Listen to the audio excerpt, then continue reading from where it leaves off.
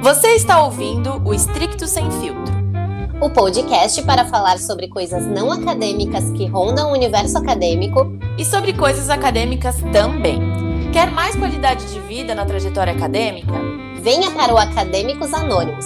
Trabalho coletivo, acolhimento psicológico, assessorias e trilhas de aprendizagem.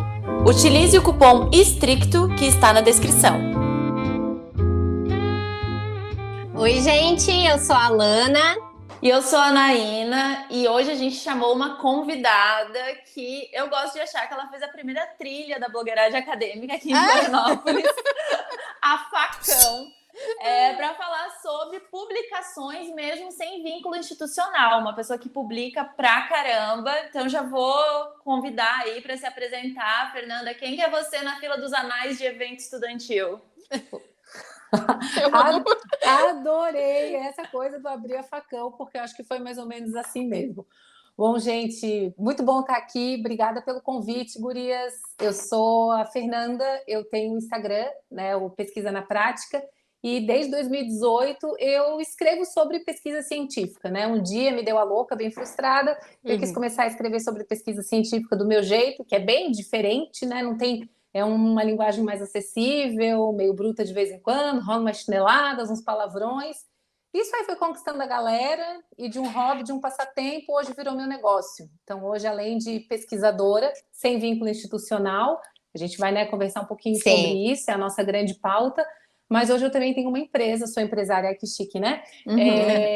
Do ramo de educação, né, em treinamentos e cursos. Então, essa sou eu na fila do pão, ou do facão, né? Ou dos anais do evento do sumário. Exatamente. Fernanda, que legal.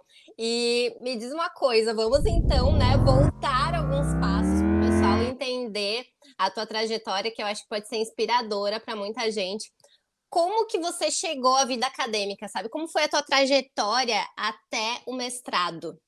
Bom, eu nunca quis fazer mestrado, eu nunca quis ser professora. Eu acho que quando eu estava na faculdade, acho que quando eu tinha uns 18, 19 anos, eu participei daquele mini empresa, sabe? Que a gente tinha que ir numa escola e dar uma aula. E, gente, eu odiei a experiência, assim, foi uma turma de sexta série, né? Eu pensei assim, Deus o livre, a professora tem que ganhar muito dinheiro, principalmente professor de criança, porque eu achei um horror, assim, e pensei assim, não, isso não é para mim.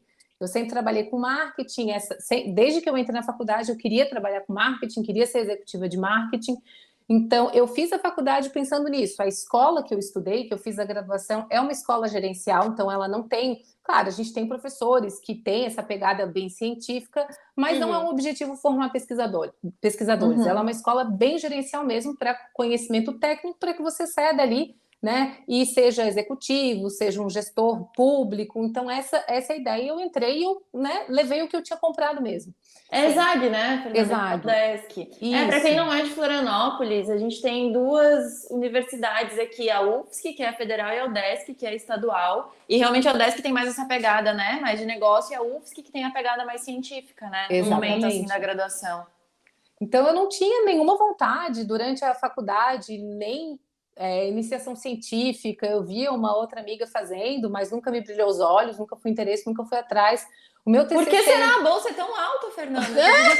Gente, eu queria ganhar dinheiro, entendeu? E sempre quis e continuo querendo, né? Porque eu não tenho esse medo de ganhar dinheiro que o povo tem, que acha que dinheiro é feio. Eu acho o dinheiro uma coisa maravilhosa, que permite a gente fazer um monte de coisa, que permite, se você tem alguém na sua família doente, você dá um conforto, você, tipo, pagar uma consulta. Meu, quanto que custa a consulta particular? R$1.000? Bora, eu te ajudo, sabe? Então, eu acho o dinheiro uma coisa maravilhosa. Não tem... Eu sei que a nossa área, né, tem um pouco de preconceito com quem faz dinheiro, verdade. Né? Não sou uma delas.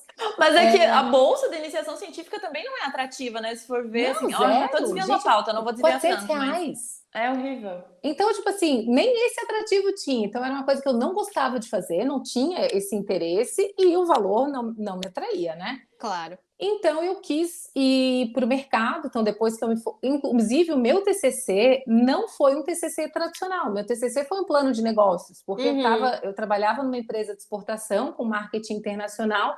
Então, eu fiz um projeto de um plano de marketing para exportação de água mineral brasileira, que tinha essa pegada de a gente usar umas garrafas diferentes, essa coisa de vender Brasil, vender coisa exótica, natureza e tal. Então, a gente tinha todo um plano de exportação para a Europa.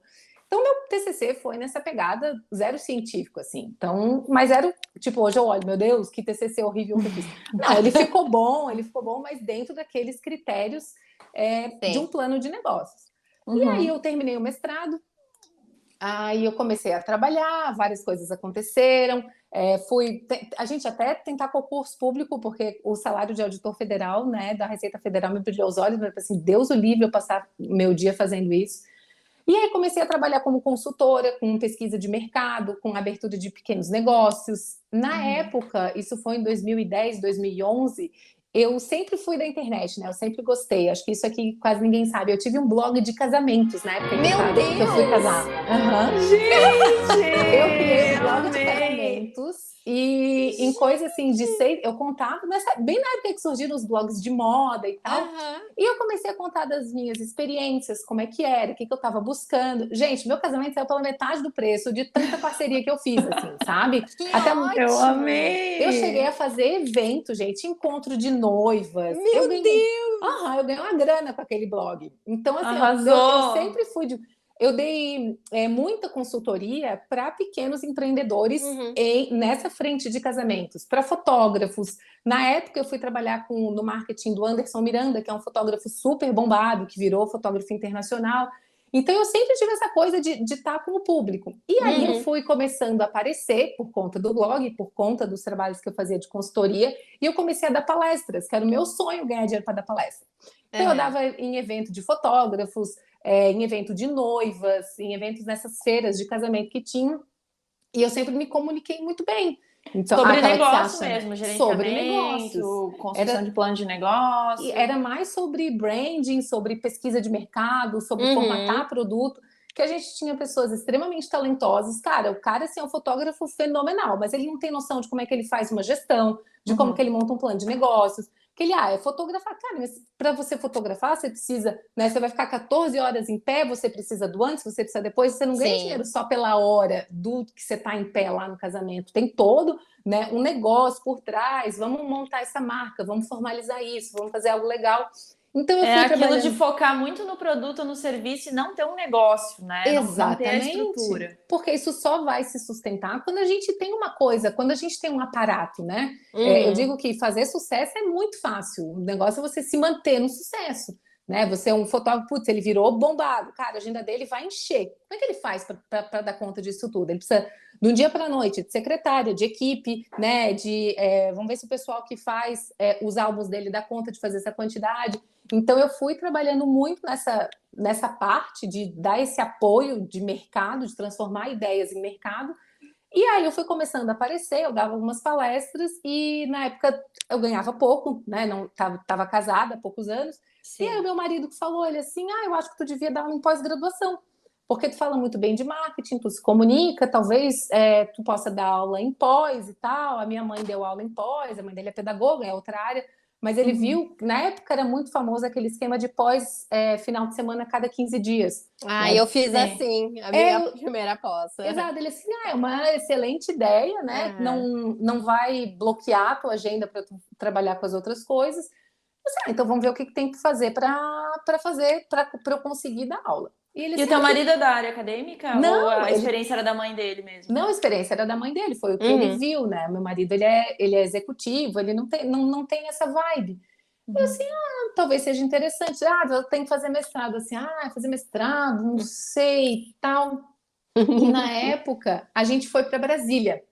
Bem assim, tipo assim, 2 meses, a vida mudou completamente. Aí eu cheguei em Brasília, ninguém me conhecia, ninguém sabia quem que eu era, ninguém ia me contratar para fazer uma pesquisa de mercado, para dar uma palestra. Quem é tu, Fernanda, né? Eu era uma pessoa conhecida num mercado muito restrito aqui no Sul. Eu assim, cara, eu acho que aqui eu vou aproveitar para, né, botar essa oportunidade em prática e vou fazer o mestrado. E aí eu fui procurar um mestrado, aí que eu decidi fazer o mestrado. Então, meu intuito era fazer pesquisa, era trabalhar com marketing, era ser professora de marketing.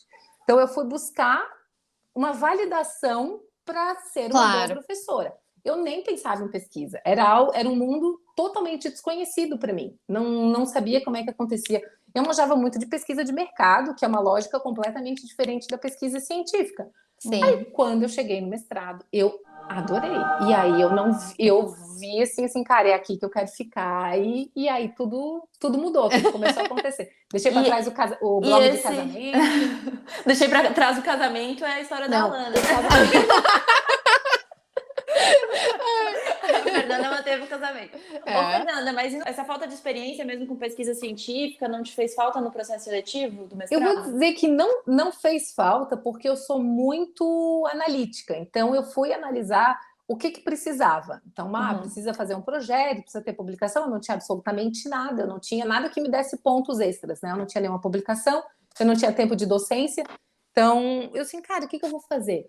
Assim, a única forma é buscar um projeto, é construir um bom projeto de pesquisa. E aí eu fui à caça, eu fui para a biblioteca, porque na época não tinha na internet, como a gente tem hoje, modelos e tal. Então fui para a biblioteca lá da UNB, a gente já estava lá em Brasília. Eu fui buscar os manuais para construir um projeto.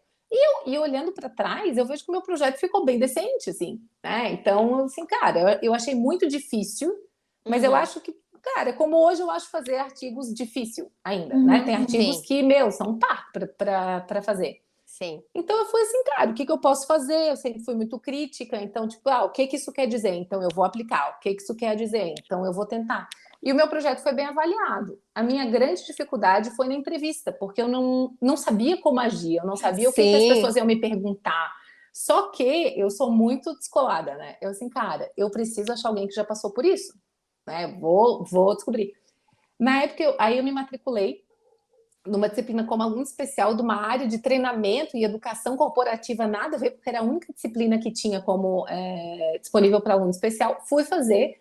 Eu sei que as pessoas que estão ali, elas Foi já fazer uma passaram pesquisa, pelo né? processo seletivo, Claro. exatamente. E Uhum. aí eu comecei a conversar com as pessoas e comecei a perguntar. Aí, umas 2 semanas antes da entrevista, quando saiu o resultado que eu tinha passado por essa etapa, eu mandei um e-mail para essas pessoas, bem cara de pau, perguntando o que te perguntaram na entrevista. E todo mundo me ajudou.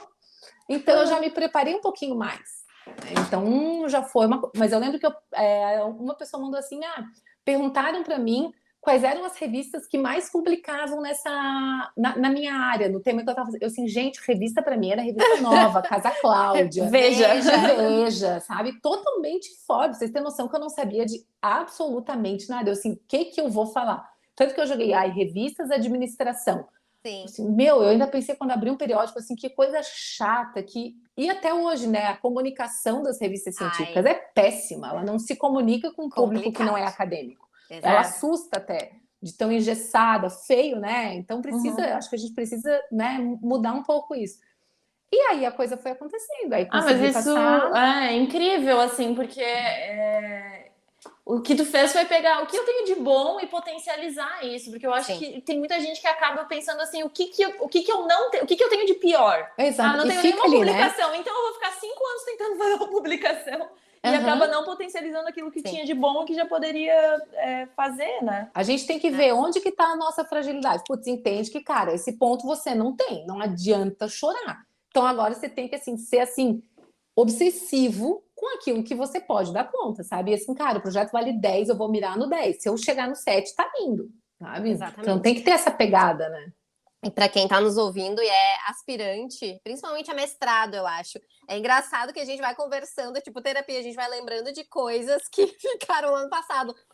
Porque eu também fiz uma disciplina como aluna especial e essa é uma dica valiosa para quem, assim, ó, tá caindo de paraquedas nesse mundo. Porque, assim, cada nicho de mercado, ele tem o seu vocabulário próprio, ele tem o seu modo de agir, tem suas práticas. Então, assim, é uma forma de entrar nesse mundo. Eu só Uhum. não fiz o dever de casa completo, não perguntei o que vinha na entrevista, mas igual deu certo. Então, Então Não deu fizeram a certo. pesquisa de campo, né? Porque a pesquisa de Fernanda foi a campo. campo, né?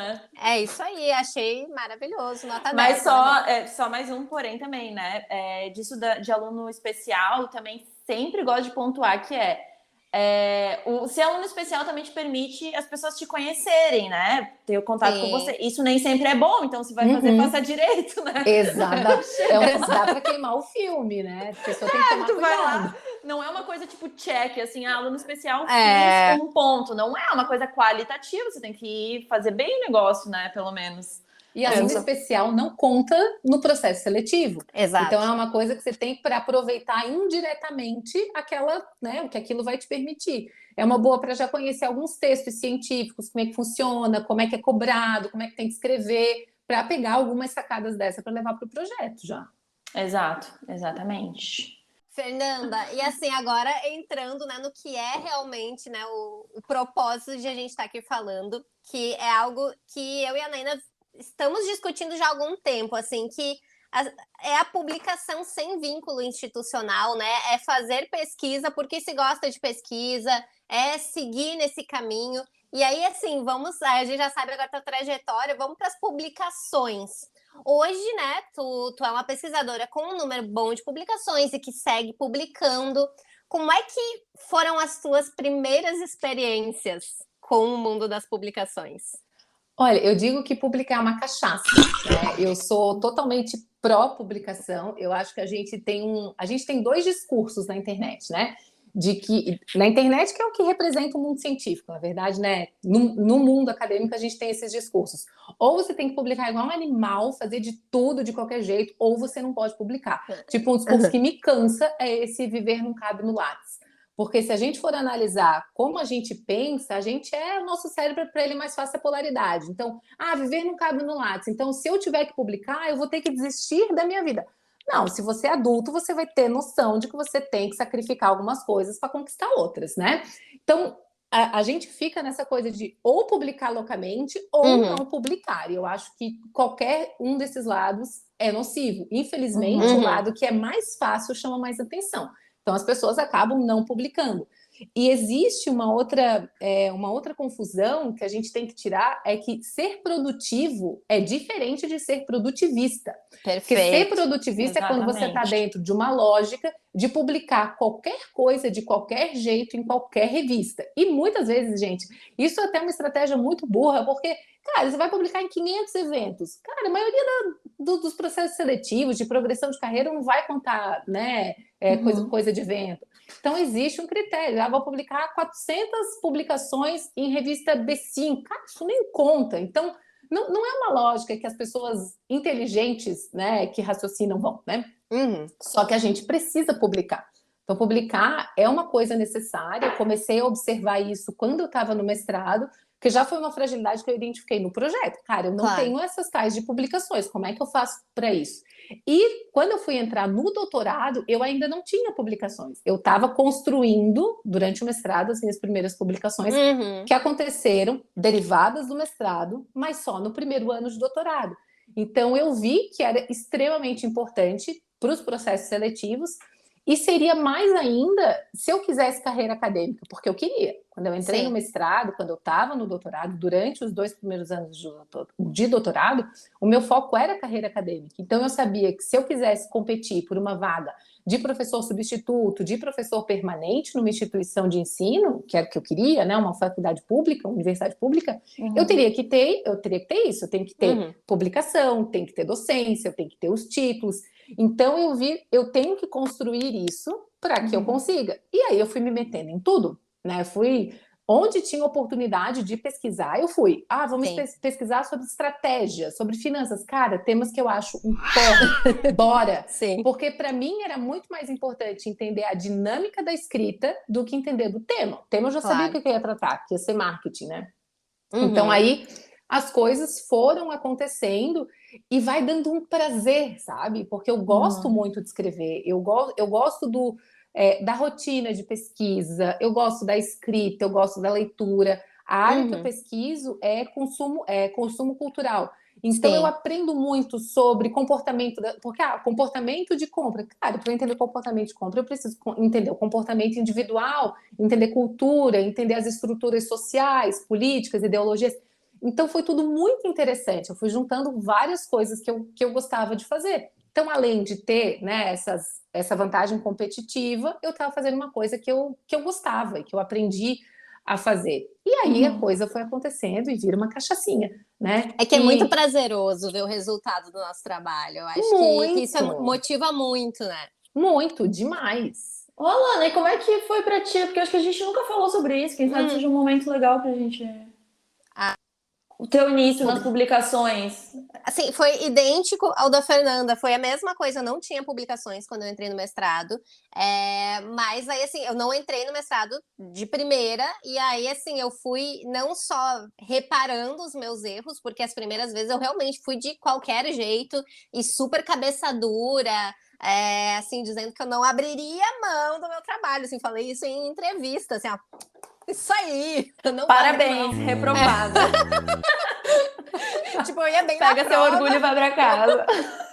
ia bem na prova, ia bem no projeto, mas na entrevista sempre dançava. E aí, quando eu fui aprovada, inclusive para outro programa, e isso fez parte da trajetória, entender um programa onde eu me encaixava, porque eu não era a mesma pessoa que saiu da faculdade de comunicação. Eu já tinha bagagem de administração pública, eu estava levando todo o projeto para administração pública. O que eu estava fazendo na comunicação? Aí eu fui para administração. E aí fiz, né, disciplina como aluna especial para entender mais, para pegar esses macetes.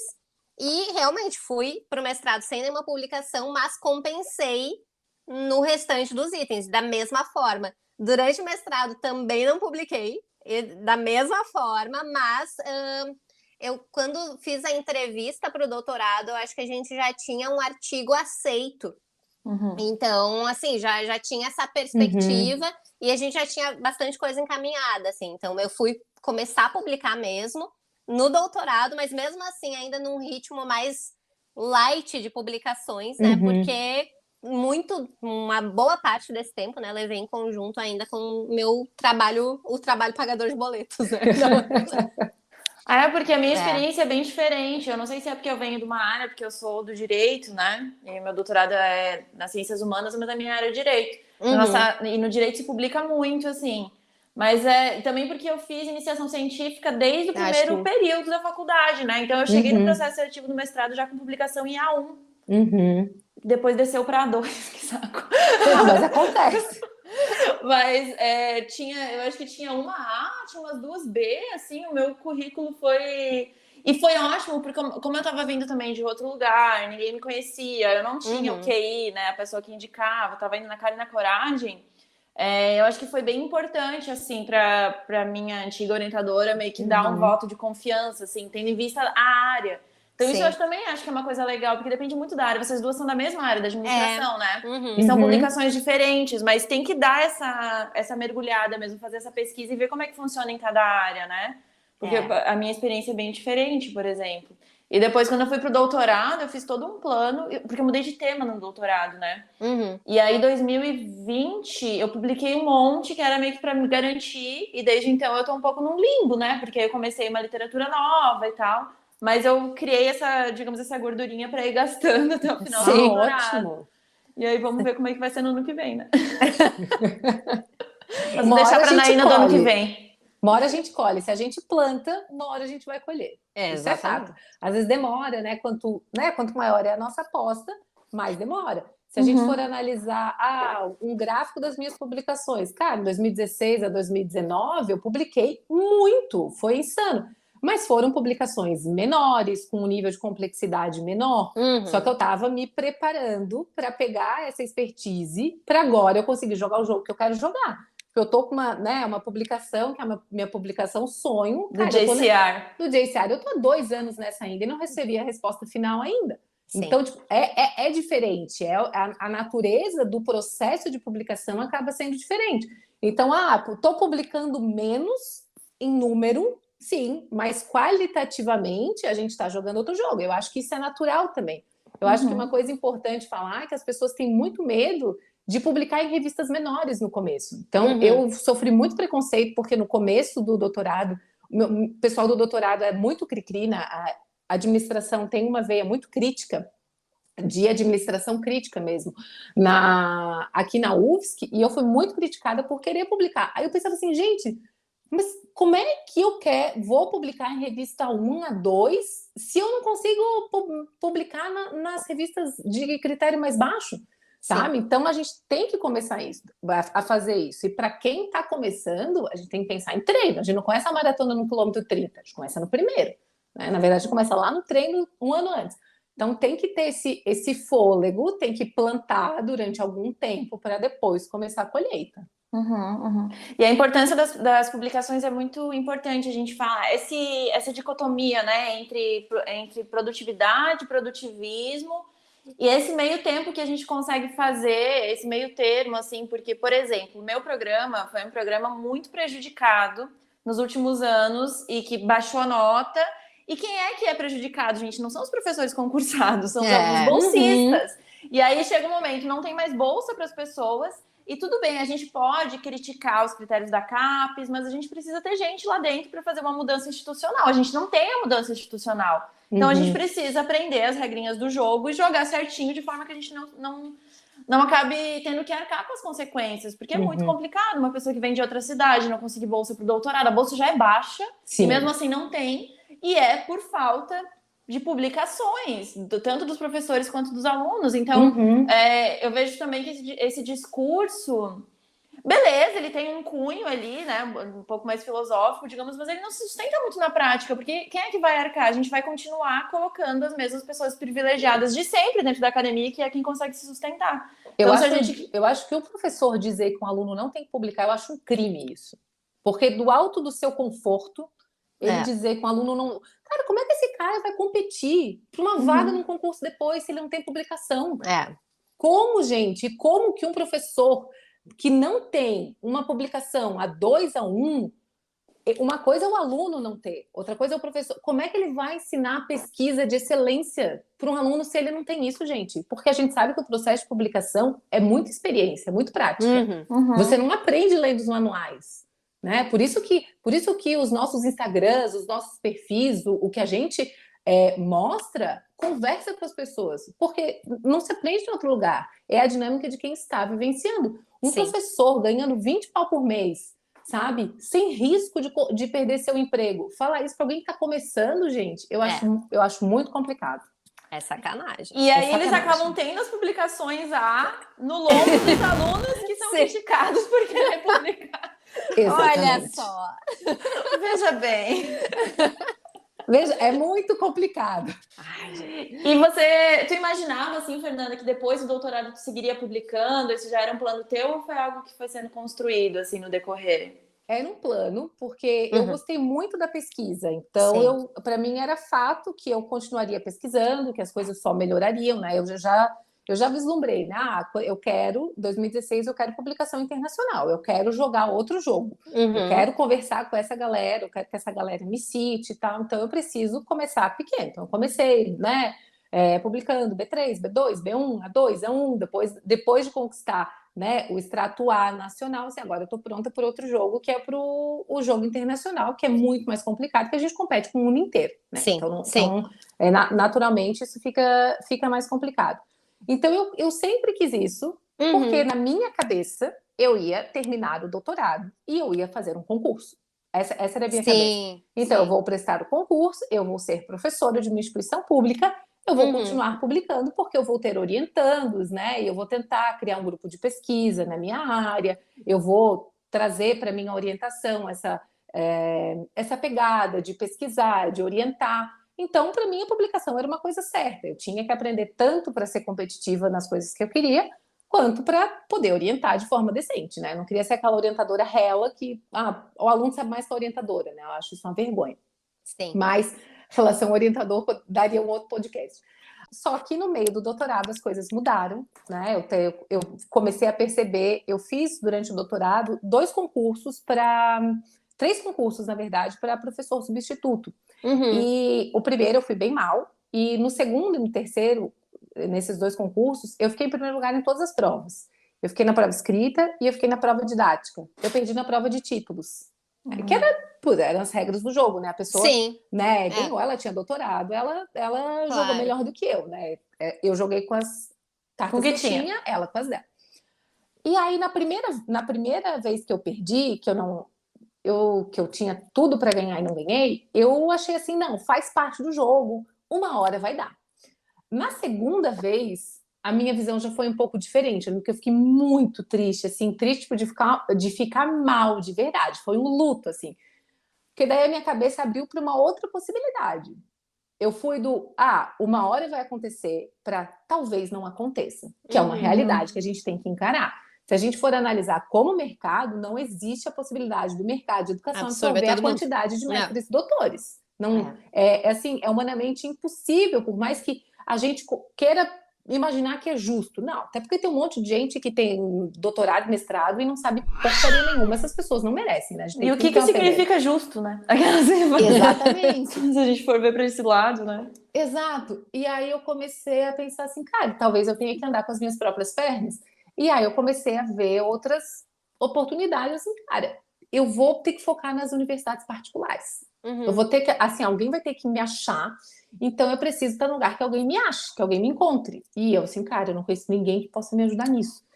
E aí, assim, eu vou para a internet. A minha ideia de montar, quando eu montei o Instagram, na verdade, era que algum coordenador, algum professor, coordenador de curso, me visse a minha didática, visse meu conteúdo e me chamasse para uma entrevista. Nunca aconteceu. Nunca. Fui completamente ignorada pelos meus pares, tá? Completamente. Até porque esse monte de gente também vai para as particulares, né? Porque eu sou professora também de particular e é assim, cara, muita gente ali, a concorrência. Então eles nem precisam desse tempo de ir atrás de alguém, né? Tem sempre alguém lá batendo, assim. Exato. Aí eu assim, cara, eu vou ter que dar um jeito. E aí, botei a minha cara a tapa e fiquei falando, porque eu sempre gostei de internet, desde a época do blog, né? Comecei a fazer os posts e tal. E aí, nenhum professor, nenhum coordenador, nenhuma oportunidade chegou, mas os alunos chegaram. E aí começaram. Eu tinha o Instagram fazia 15 dias, uma pessoa veio me pedir mentoria. Eu não sabia nem o que era aquilo, não sabia como fazer uma proposta, não sabia como oferecer, como cobrar, como é que seria a dinâmica. E aí eu topei, porque eu estava precisando de grana, né? E aí a gente fez o projeto, era de uma outra área, que era mais complicado para mim, era de uma pessoa da enfermagem. E ela passou. E quando ela passou, eu pensei, cara, tem alguma coisa aí. Eu sou boa em outra coisa além da pesquisa. Eu posso usar tudo isso, que nessa época acho que eu já tinha uns 20 artigos publicados.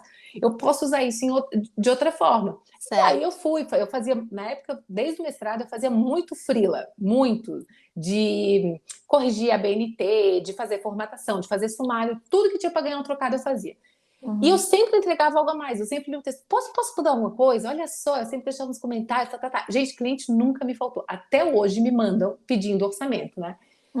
E aí isso foi me dando uma experiência com o texto. E eu assim, vou tentar esse troço de mentoria. E aí a coisa foi acontecendo, e aí pessoas, na época não tinha esse boom do digital, as pessoas começaram a pedir curso. Eu dei uma palestra na UFSC que mudou o jogo para mim. Né, me chamaram para dar uma palestra na UFSC, que eu fiquei assim morrendo de medo, porque ia ser eu e 2 professores, cabeça branca, assim, 2 homens, né, muito tempo na academia. Eu disse, cara, o que vai querer saber de mim? Nem sou doutora ainda, eu sou mulher pequenininha, estudante, né? Gente, quando eu cheguei, as pessoas assim só queriam fazer pergunta para mim. E aquilo me deu uma, assim, cara, as pessoas, Fernanda, você tem que fazer um curso, tem que fazer um curso. Então, talvez eu faça um curso. Aí eu fiz um curso presencial, eu assim, cara, talvez dê para fazer alguma coisa aqui, mas o canto da sereia do concurso público era muito, muito forte para mim, né? Estabilidade, bom salário e tal, porque eu via cursos e mentorias, a gente tem um limite de trabalho que você tem para absorver, ou você vai oferecer um serviço horrível. Não, o trabalho que eu faço, eu não consigo nem a pau atender 5 pessoas no mesmo dia, sabe? Também não. Tem muita emoção envolvida, tem um cansaço mental, que a pessoa te pergunta uma coisa, você tem que ter uma resposta, você tem que articular uma resposta na hora. Né, dentro do problema de pesquisa da pessoa que é completamente diferente da sua expertise. E aí, assim, cara, eu tenho que pensar de alguma forma que eu possa escalar isso. Mas o concurso estava ali. Até que veio a pandemia, o concurso foi suspenso, e eu, assim, cara, eu vou ter que me virar. Defendi o doutorado, acabou minha bolsa, eu, assim, vou ter que me virar. E para me virar, eu tinha que abrir um CNPJ, né? Eu tinha que virar MEI. Assim, vou continuar. E aí eu continuei, abri a empresa, nos primeiros meses eu já vi que tinha um potencial grande, e aí eu pensei, por mais que eu não tenha um vínculo institucional, porque daí eu desisti de fato do concurso, quando eu vi a vida que eu podia ter, que eu podia continuar fazendo o que eu queria, porque é muito diferente a experiência de sala de aula, quando você é a professora da universidade e você entra numa sala e tem 40 pessoas e 2 querem te ouvir e as outras 38 estão achando um saco, estão no celular, estão passando bilhetinho, estão conversando, estão cagando para você. Estágio docência feelings. E não tem respeito mesmo, porque a geração de hoje é muito complicada nessa questão de autoridade. E quando você abre a câmera e tem, sei lá, 10, 15 pessoas, mas que estão com tesão de aprender contigo. Cara, É que a é uma loucura. diferença é que na sala de aula os alunos não estão escolhendo. Quem escolheu foi o coordenador do Exatamente. curso, né? Quem tá ali na sala de aula do Instagram com a gente é a galera que É tá a pessoa ali, que quer consumir escolhe. aquilo. Exatamente, é muito diferente, mas eu sinto muito essa diferença. E eu entendo, né? Tipo, eu lembro, eu sempre gostei de marketing. Eu lembro quando eu ia para as aulas de contabilidade, de finanças da faculdade, putz, eu achava um saco. Eu não dava bola pro professor, sabe? Eu era aluna que eu não gostava de ter. Mas Sim. porque faz parte do jogo, da maturidade, daquele grupo e tal. Então eu fui, quando eu comecei a empresa com os cursos, eu fui tendo vários indicativos de que eu podia fazer uma outra coisa muito legal, que eu podia ensinar, que eu podia ficar na escrita científica e que eu precisava continuar publicando. Não só para...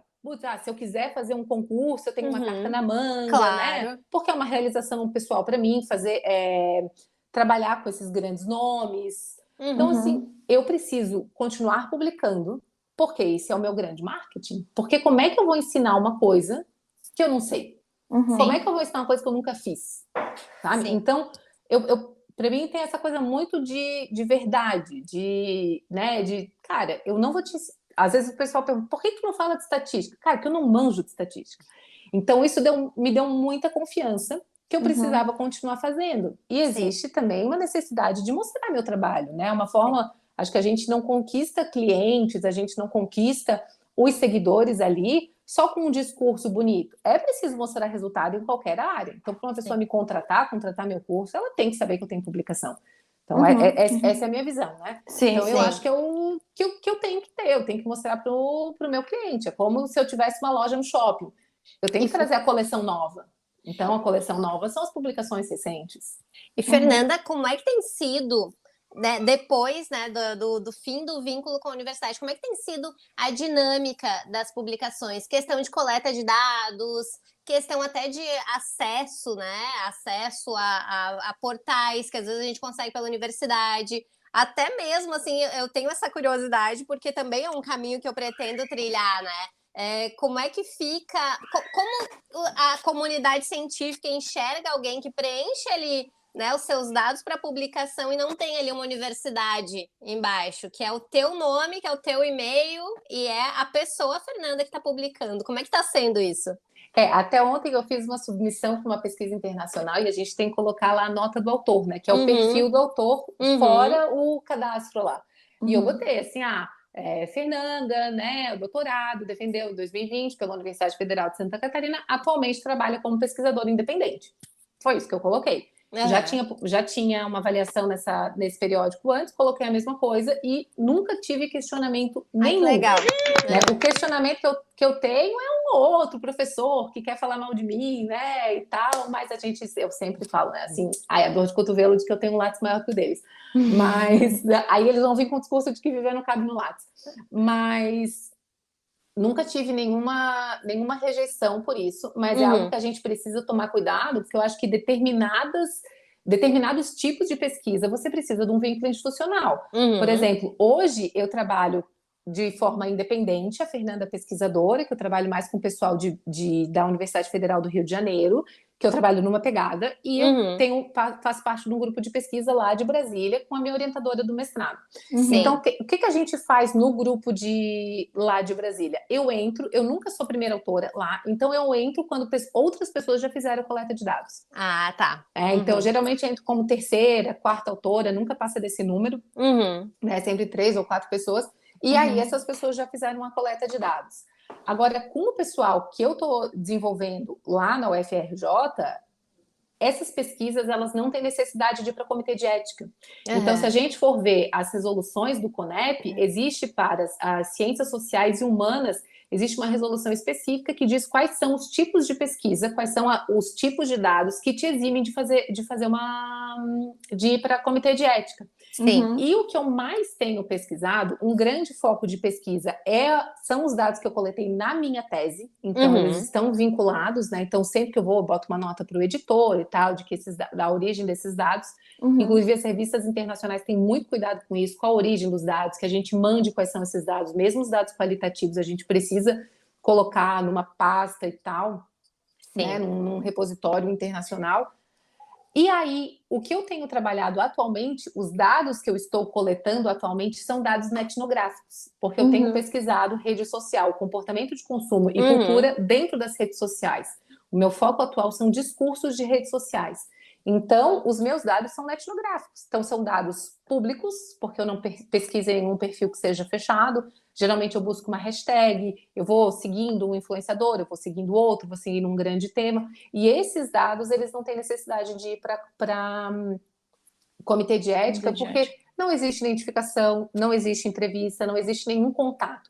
E claro, a gente toma os cuidados éticos para não identificar. Agora eu estou terminando um artigo sobre um influenciador, sobre um grande youtuber. Claro, o pessoal da corrida que lê esse artigo, ele vai saber quem é o cara. Sim, vai saber quem é. Mas assim, o cara lá da Austrália vai ver, é um youtuber no Brasil, que a gente usou o codinome John, que não tem nada a ver com o nome da pessoa, né, que tem um canal chamado Y. Tá? Então, tipo, o negócio são os dados. Para as revistas, a gente manda, né? Eu tenho que mandar todos os prints, todas as transcrições dos vídeos, tudo. Então, o editor, ele sabe que os meus dados, eles são verdadeiros, né? Até porque acho que pode rolar muita mentira quando o dado é qualitativo. Sim. Então, por conta disso, é possível. Agora, eu acho que se a gente está pensando, por exemplo, assim, cara, eu sou da enfermagem, eu sou da medicina, né? A natureza, eu vou fazer experimento. Experimento é outra história. Então, dependendo não só da área, mas da natureza da pesquisa, aí a gente precisa de um vínculo institucional, sim. Essas questões precisam ser observadas com mais cuidado. Perfeito. E, bom, em relação ao planejamento, assim, pensando na tua nova dinâmica familiar, aí, o nascimento do Vicente e tal, como é que tu consegue, assim, se planejar, não só da maternidade, mas planejar a publicação em si? Porque, às vezes, eu, pelo menos, tenho essa impressão de que, para algumas pessoas, é quase como... Ai, caiu aqui na minha cabeça uma maçã, né? Ela estava escrita, o edital está aberto. Mas, assim, não existe muito uma técnica de como planejar ou de encontrar periódicos, né? Porque realmente não tem, a gente acaba fazendo a nossa própria prática, né? Eu, por exemplo, tenho um flow, mas como é que tu faz para planejar e tal, as tuas publicações? Eu faço sempre um planejamento anual, que obviamente, às vezes, surge uma edição especial e, cara, tem oportunidade, bora. Então eu planejo os eventos do ano. Geralmente eu participo de 2 eventos nacionais, né? Que é o Enampad e o Semead, que são os principais da minha área. Então não adianta a gente querer participar de tudo também, né? A gente tem que fazer escolhas, né? Quais são os eventos em que a sua comunidade científica está, em que as pessoas que você lê e que podem te ler, onde é que essas pessoas estão. Não adianta por qualquer evento que não vai servir para muita coisa depois. E tem um grande evento internacional da minha área, que é o Consumer Culture Theory Conference, que acontece agora em junho e julho, que eu vou participar esse ano remoto. Então, o meu objetivo é mandar para essas revistas pelo menos um artigo em cada um. Então, esse ano eu tive que diminuir meu ritmo, né, por conta, né, da maternidade, né, a vida tá diferente. Eu acho que esse ano continua sendo um ano de adaptação. Então, eu vou publicar em pelo menos um em cada um. Mandar, né? Publicar é outro... aí já não eu faço só a minha parte, depende né? de ti, né? Exato. No mais importante, que é o internacional, eu aprovei. Então, a meta já está batida. E aí, a gente faz uma reunião com o grupo de pesquisa e vê o que está no rolo, sabe? Então, tipo, isso aqui pode acontecer e tal. Agora, a chave para publicar bastante e conseguir aproveitar essas oportunidades, tipo, eu estou escrevendo para 2 special issues desse ano, né? Uma que eu tenho que mandar até final de junho, outra que eu tenho que mandar até final de outubro. É você ter uma base teórica muito sólida. Porque se você quiser pipocar toda hora de tema, cara, vai ficar muito complicado. É muito difícil. Eu comecei a estudar a experiência de consumo lá em 2016. Então, eu continuo estudando usando os mesmos textos. Então, eu preciso monitorar o que um ou outro autor importante está publicando agora. E agora, como eu já tenho essa base feita, eu não preciso ir para uma base de dados e pesquisar os últimos 5 anos, porque isso já está mapeado. Sim. Então, eu preciso de um outro artigo. E na minha comunidade, como eu já encontrei a minha comunidade, a galera com quem eu converso, é muito fácil. Essa galera tem um grupo no Facebook. Então, essa é uma dica também, né? Encontre um grupo de Facebook. Cara, eu sei lá, de todas as special issues, eles publicam lá. Se alguém publicou um capítulo de livro, eles colocam lá gratuitamente. Quais são os eventos específicos, né? Que dentro de cultura de consumo, tem um pessoal que estuda só gênero. Putz, tem um baita encontro na Dinamarca só sobre consumo e gênero. Sabe? Quais são... Né? Então, a gente consegue acompanhar o que está acontecendo, porque, tipo, no marketing, cara, tem 500 mil temas dentro do marketing. Dentro do meu específico, tem poucos. Então, o que eu preciso hoje é um ou outro artigo, que muitas vezes eu não tenho acesso pela universidade, mas eu peço para uma amiga, eu peço para um colega, se essas pessoas não têm... Cara, ResearchGate, eu dou um jeito de fuçar, ou eu peço para o autor, sabe? E você pede o trabalho do cara te manda com o maior prazer. Então, isso é mais fácil, esse monitoramento. E a grande vantagem é que quando você tem um conhecimento muito grande do seu tema, a lacuna de pesquisa, ela brota, gente. Ela brota. Tipo assim, cara, eu tava na loucura da amamentação, nem pensar nisso, que eu não conseguia amamentar, que loucura, não sei o quê, um drama e tal. Assim, cara, olha o discurso de rede social que tem sobre amamentação. Assim, cara, isso aqui... Aí eu já busquei a teoria institucional que eu estudei na tese, já misturei isso aqui, dá não sei o quê. E aí, nas madrugadas e tal, e dá-lhe print. Aí falei com a Thaisa, que é uma super pesquisadora da UFRJ, que ela pesquisa especificamente discurso de redes sociais de influenciadores. Daí um dia eu assim... Thaisa, bora fazer esse negócio aqui? Ela, bora. Então, tipo, eu manjo muito de uma coisa, manjo muito de outra, a gente já juntou. E aí as coisas vão acontecendo, entendeu? Porque quando você tem isso, vocês sabem também quais são as pessoas que entendem do seu tema, ou que entendem, não do seu tema, mas de temas afetos, que a minha área é experiência extraordinária. Então, a gente conseguiu juntar a experiência extraordinária com o discurso de redes sociais, com a amamentação. Então, você consegue mapear quem são as pessoas que dá para você confiar, que você dá para cruzar, entendeu? Então, num artigo, eu domino uma parte, ela domina a outra, nós analisamos juntas para que possa ter uma contribuição. E assim as coisas vão surgindo. Então, vai muito no feeling, assim. E eu acho, Fernanda, que é muito importante para quem está ouvindo a gente que entenda que essa linha do que a gente está conversando aqui, ela pode soar para algumas pessoas que estão nos ouvindo, nossa, mas isso é produtivismo. Não. Eu acho que a gente está falando aqui de profundidade. E isso é diferente de você fatiar artigos, de você entrar em pesquisas que não tem nada a ver com aquilo que você estuda. A gente está falando de um estudo que vem de, meu Deus, 2016. Exato. Já são muitos anos. E essa é uma dica também que eu dou para quem está nos ouvindo, é se manter atualizado e se manter em profundidade naquilo que você estuda, naquele que é seu tema. Não é o tema que você gosta, beleza, mas procura um tema que você gosta para se aprofundar, para ser aquele tema que te acompanha, para você acabar sendo, inclusive, uma referência nesse assunto, né? Exatamente, porque isso te dá base, entendeu? Que toda hora você vai fazer Eu pesquisei uma coisa no mestrado e fui para uma área diferente no doutorado. Mas quando você tem profundidade da coisa, fica mais fácil. Você articula um texto. Posso escrever um artigo? Pessoas perguntam nas caixetas. Em 40 dias? Cara, depende. Se você mancha muito de um assunto, você pega meu orientador, o orientador de vocês, né? Cara, a Gisela, ela trabalha com marketing de relacionamento há 15 anos. Ela domina a literatura.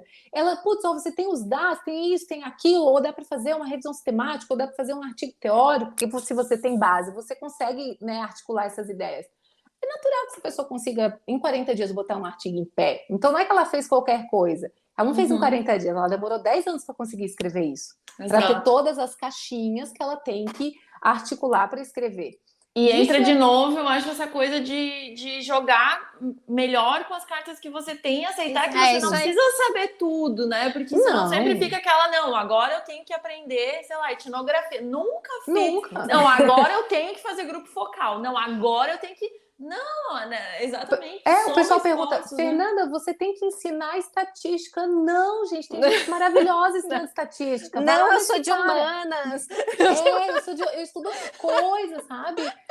Não, sabe? Então, tem uma fase, eu tive essa fase que eu pesquisava qualquer coisa, mas essa fase era uma fase preparatória, tá? Porque às vezes também tem o aluno, né? Que eu já lido com muitos alunos. Então, tem essa coisa. Ah, eu quero pesquisar só sobre o meu tema. Ah, querido, mas não vai dar, né? Chegou agora, quer sentar na janelinha? Calma. Então, eu quero que as disciplinas do doutorado tenham a ver com o meu tema. Gente, mas todo mundo quer isso. Numa turma, o cara tem 20 alunos. Não tem como ele usar o tema de cada um, né?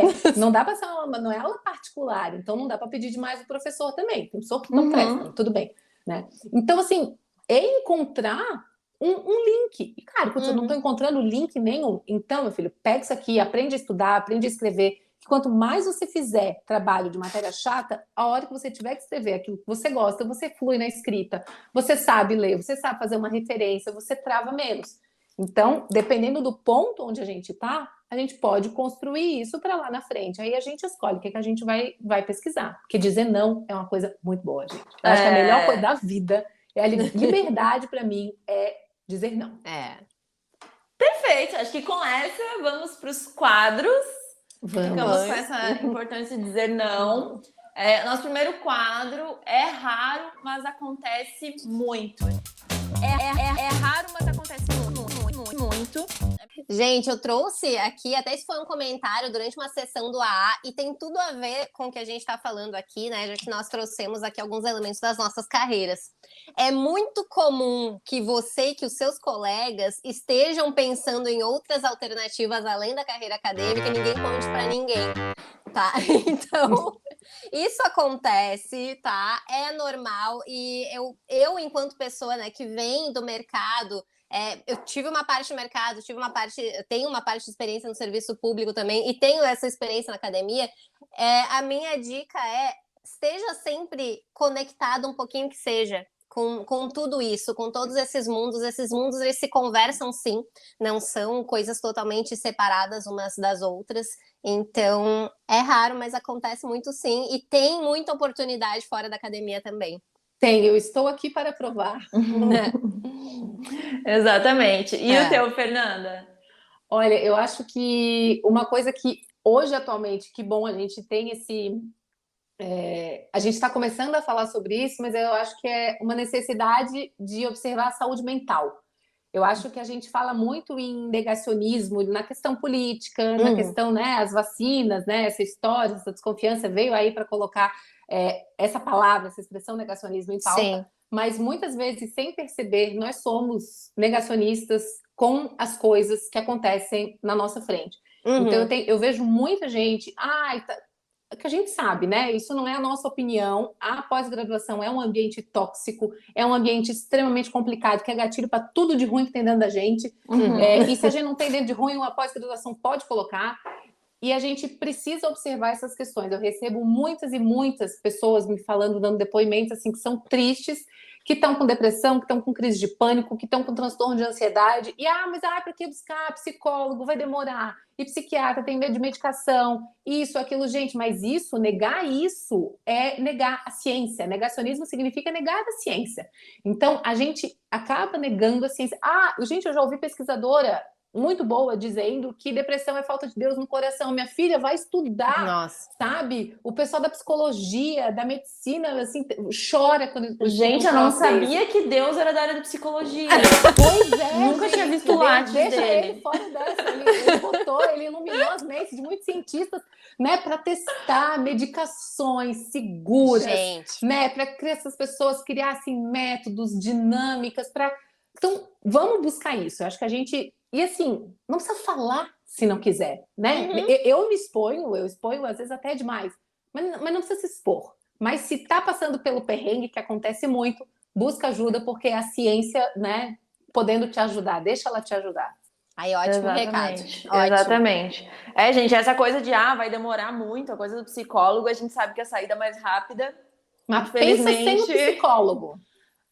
Exato, a vida tá aí, né? A gente tem que viver. Bom, o meu é raro, mas acontece muito, é não entender ou não saber direito como começar a mergulhar na teoria.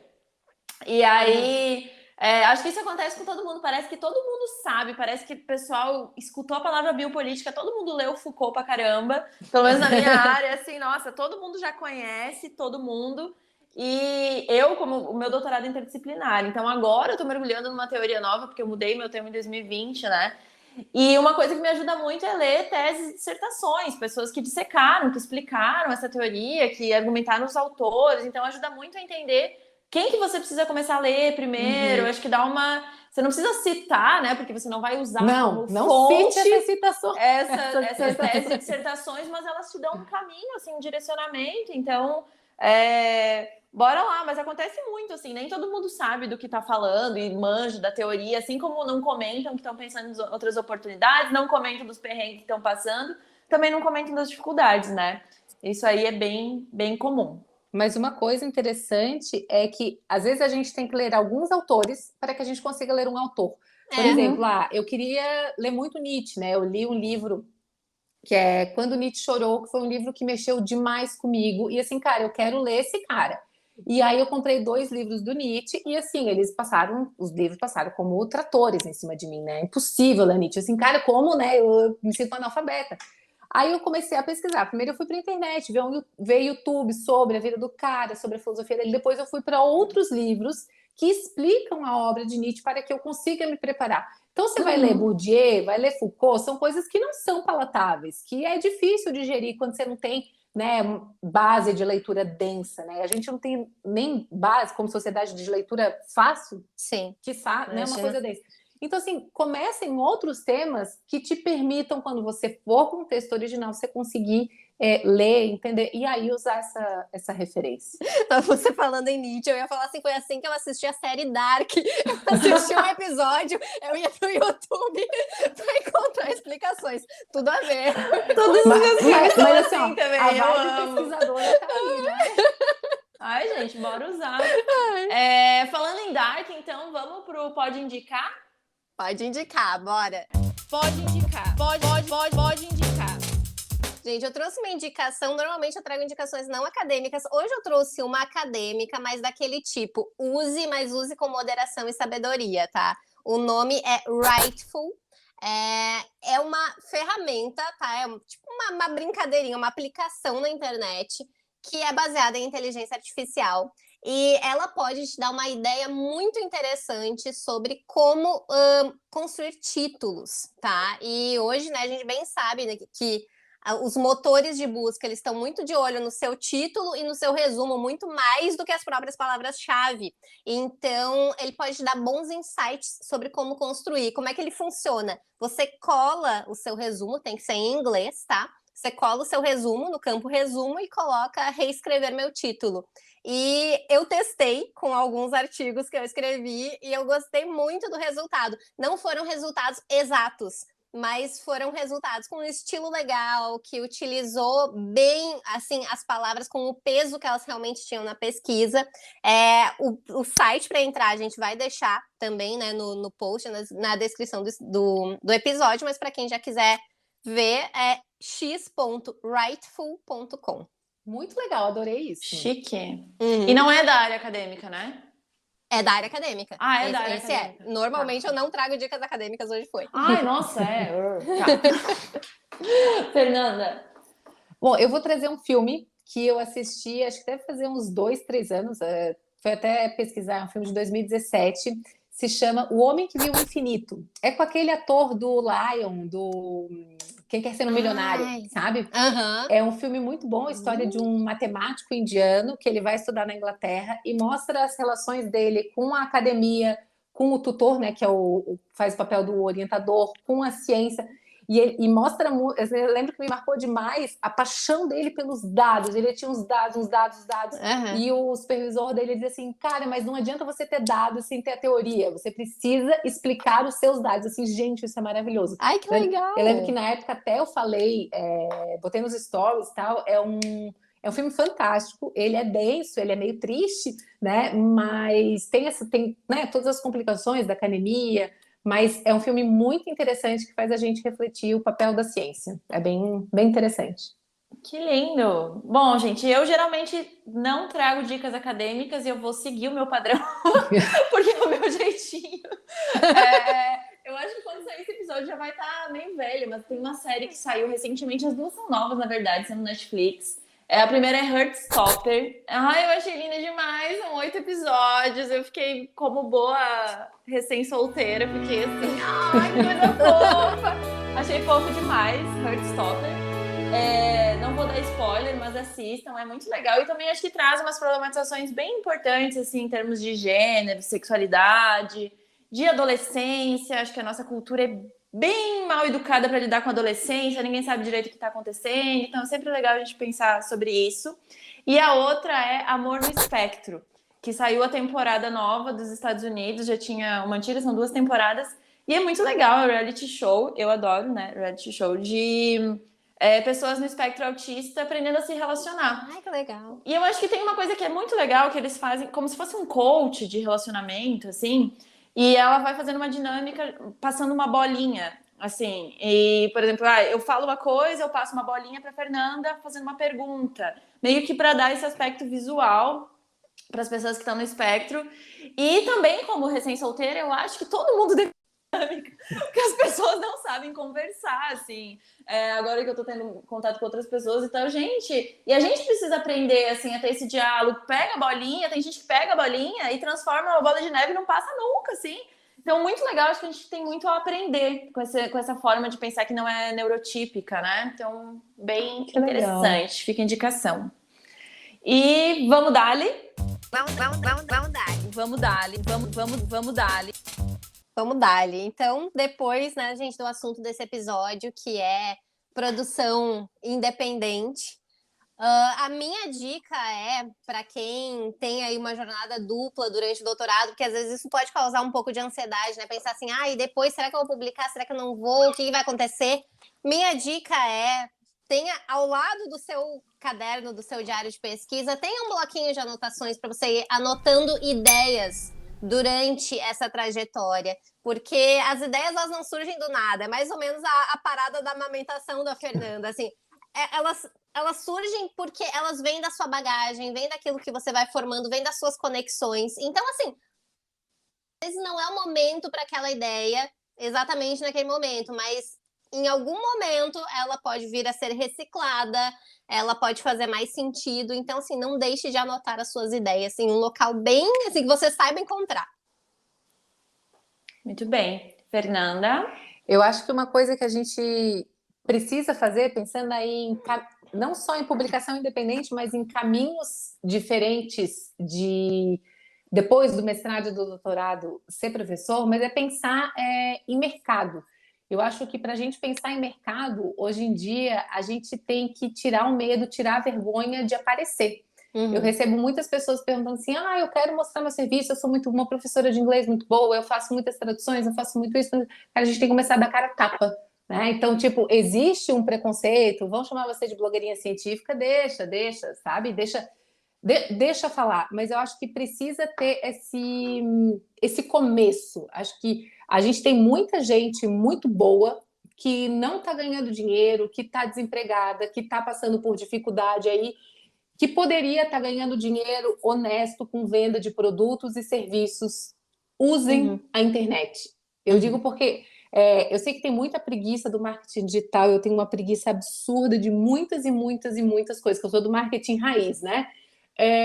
Mas a internet é uma ferramenta maravilhosa para a gente mostrar o que a gente faz, para a gente mostrar o nosso conhecimento, e assim a gente conhece pessoas, conhece clientes.